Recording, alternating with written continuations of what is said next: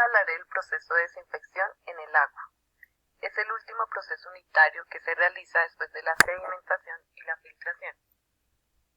Consiste en la eliminación de microorganismos patógenos responsables de muchas enfermedades en el ser humano y se combate mediante elementos químicos y o físicos.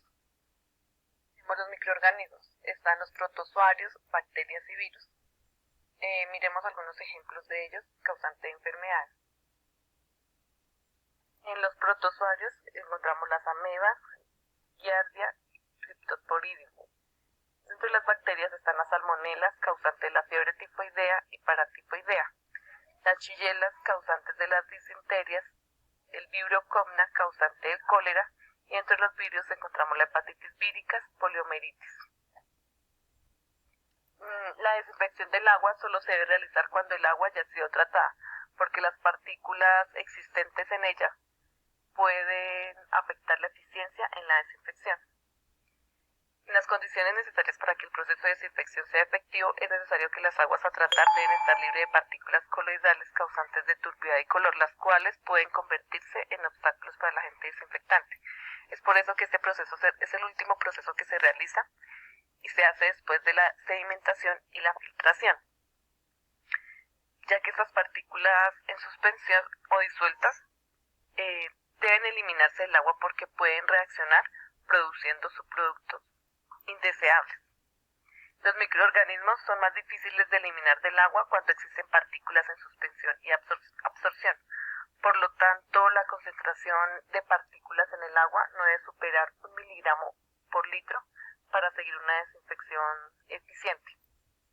Como ya se ha mencionado anteriormente, para la desinfección se utilizan dos procesos, que son los físicos y los químicos. Dentro de los procesos físicos encontramos el calor y la luz ultravioleta. Dentro de los procesos químicos se utiliza comúnmente el ozono y el cloro. El ozono es un gas azul muy tóxico producido mediante el paso de oxígeno a través de una descarga eléctrica de 5.000 a 20.000 voltios. No tiene efecto residual, pero es altamente germicida. Otra de las desventajas del ozono es que es poco soluble y tiene un alto costo, por eso ha limitado su uso. En algunos casos, el cloro y sus compuestos son los desinfectantes más usados acá en Colombia, por las facilidades de consecución, el transporte y por su economía. Las ventajas del cloro es que, además de ser relativamente económico, está disponible en los tres estados de la materia: gas, está también como líquido o granular. Es tóxico para los microorganismos patógenos, es un agente oxidante poderoso. Es fácil de aplicar por su alta solubilidad. Tiene un efecto residual que provee protección sanitaria, ya sea en sistemas de distribución de agua o en tanques de almacenamiento. También tiene desventajas en su manipulación, pues requiere un manejo muy cuidadoso. Es altamente corrosivo en solución. Al reaccionar con algunas sustancias orgánicas, forma trialometanos, de los cuales el cloroformo es el más importante, por ser cancerígeno. Entre los factores que influyen en la desinfección encontramos el comportamiento de microorganismos.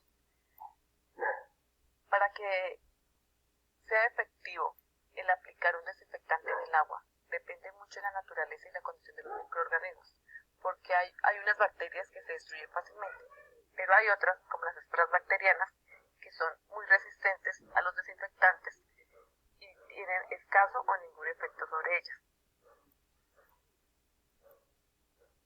Otro de los factores es la naturaleza y la concentración del desinfectante.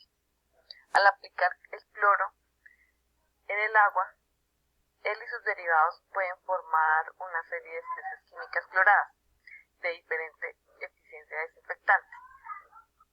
La temperatura en el agua, esta generalmente favorece el proceso de desinfección. Sin embargo, hay que tener en cuenta que en estado gaseoso, a mayor temperatura, menor la solubilidad. Y otro factor a tener en cuenta es la naturaleza y la calidad del agua. Existen partículas en suspensión.